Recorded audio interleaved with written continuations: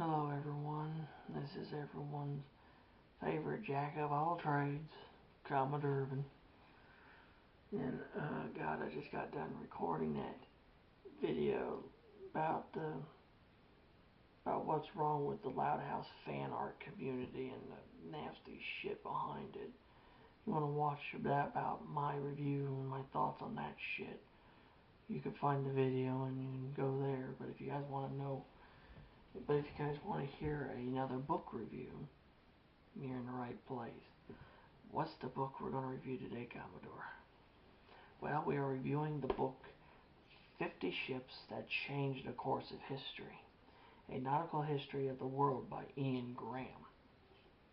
Now, this book talks about 50 different ships.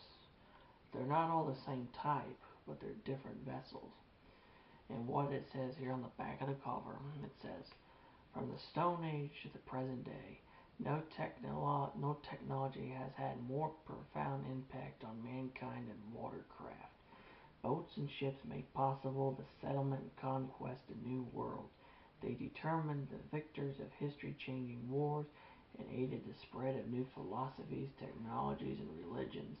Even today, virtually everything we purchase and consume, from gasoline and consumer electronics to the clothes we wear, and much of the food we eat, depends upon seaborne trade. 50 Ships That Changed the Course of History is more than just a delight for lovers of the sea. It's a virtual history of the world told through the boats and ships that influenced how and where people lived, with whom they traded, the ideals they exchanged, and how they won and lost the battles that set the course of later generations and millennia. Beautifully illustrated with historic artwork and modern photography, it's also a guide to how men and women went to sea or down the river in every age and place. Now, this book talks about 50 different vessels, and I'm going to name off all 50 vessels. Yes, I'm going to read off all 50 vessels, the names. It includes the introduction.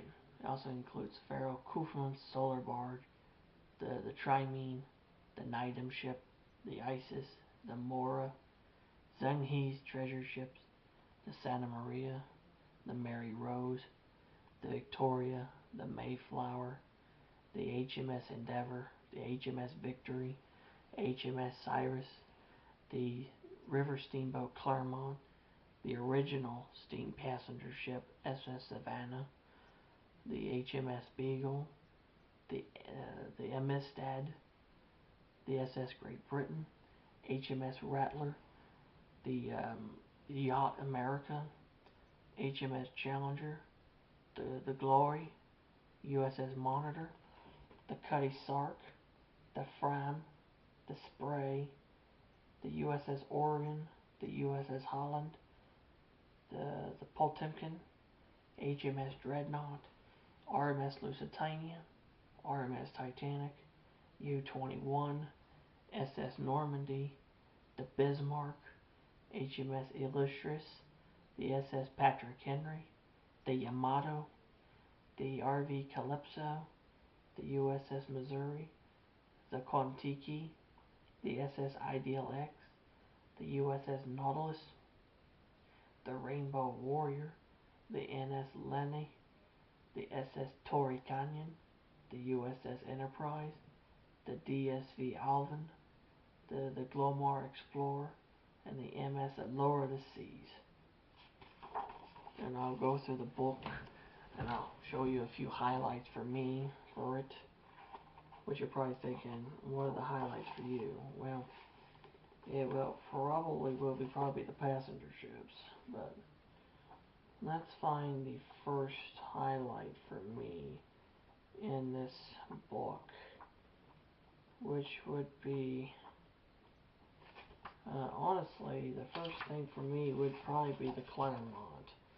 This was a little diminutive steamboat that was built in 1807 by the famous Robert Fulton, and it was used to carry goods and stuff up and down the Hudson River. Robert Fulton Clermont was the world's first commercially successful steamboat. It wasn't the first steamboat, but it was the one that proved steam power was a practical and commercially successful propulsion.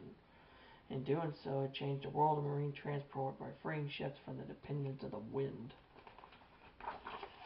And there's some pictures of it, which I would love to be able to model this thing, honestly.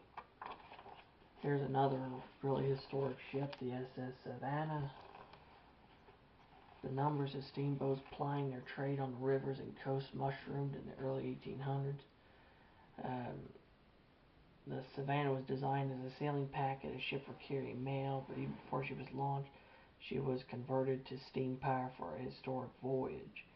Originally, she was a sailing ship, but she was turned into a sidewheel steamer, which is kind of a really cool little novel idea. And there's actually model and stuff right of her right there. And there was another ship too that was around that same time as the Savannah, and that would have been the Cyrus. That was another early steamer. So,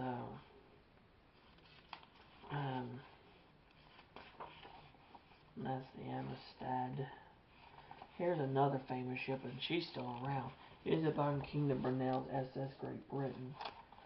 This ship, she was the Great Britain represented a major leap in ship construction. When she was launched in 1843, she was the biggest iron-hulled ship that had ever been built, the largest vessel afloat by far, the first large screw propeller ship, and the first transoceanic ship designed to operate to a schedule.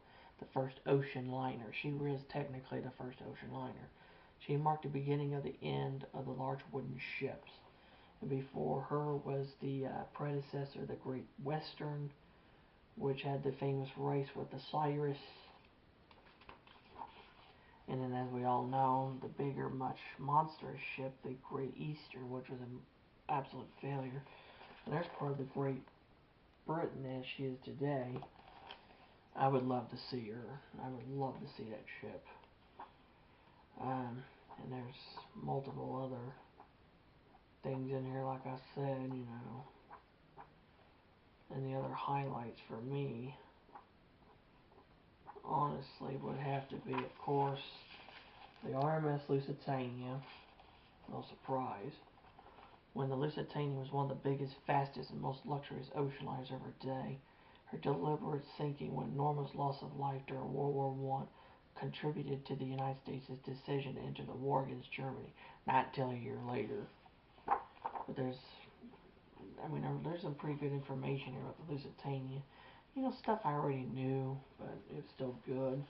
And of course, we have the Titanic, which, as we already know, her name has gone down in history as a byword for disaster. She's the legendary Titanic. Her loss led to the introduction of a new regulations for ship design and safety at sea, which there's actually a really good picture of her right there, which is a very famous picture of her. And of course, there's actually, this is probably one of the only few ships that had like 6 pages devoted to it. I don't know how much more time I had. I don't want to keep on. And of course, the Normandy. She's another one of my favorites. A change in U.S. law in 1921 led to the construction of a new generation of transatlantic passenger liners. The most beautiful of them all was the SS Normandy. She had a revolutionary hull shape and advanced turbo-electric engines. She set new standards for ocean transport. Every liner that followed was compared with the Normandy. And there's a little section here about the Blue Riband, which I will read this because this is actually very interesting. As soon as one ship crossed the Atlantic, someone else wanted to do it faster, and so it went on. And when the great ocean liners were plying their trade across the Atlantic, they vied for each other for the prestige of making the fastest passage. This became known as the Blue Riband, a term borrowed from horse racing. To win the Blue Riband, a ship had to be a passenger liner in regular service traveling westbound at a higher average speed than any other liner.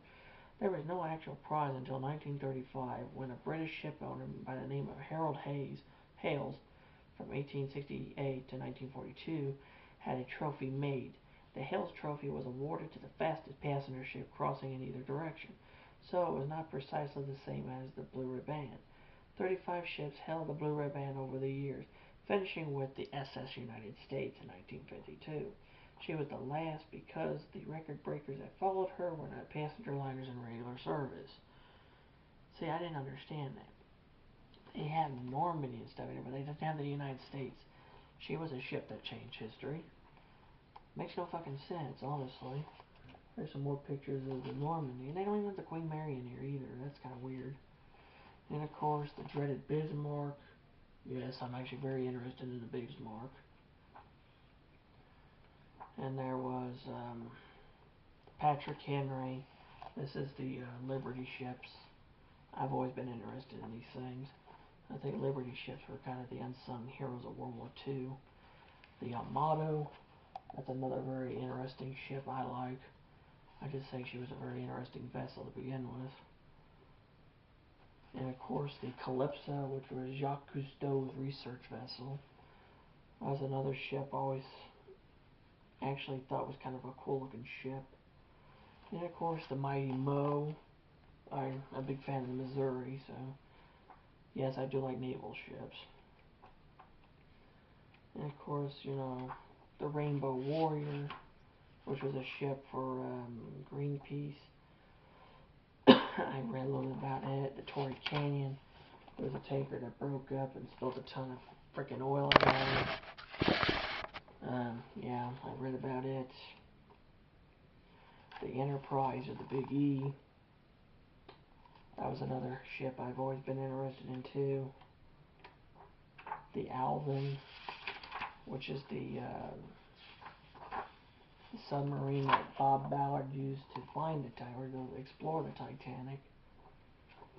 And finally, the very last ship in the thing is the Allure of the Seas from the Royal Caribbean line.